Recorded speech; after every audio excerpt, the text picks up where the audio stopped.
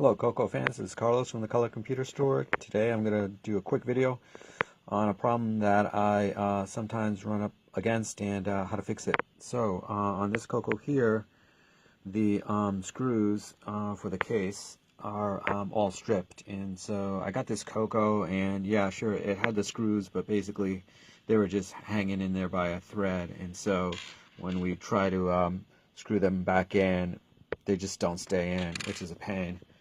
I suppose one way to go is just finding a wider thread to go in there, but then you're really modifying the case a bit, and you may make it harder for someone in the future to take it apart. So what I tend to do is I will fill up, let's see if we can focus on that, fill up the little holes where the screws normally go into with baking soda. And then we're going to get some super glue, and we're going to pour it in there and leave that overnight.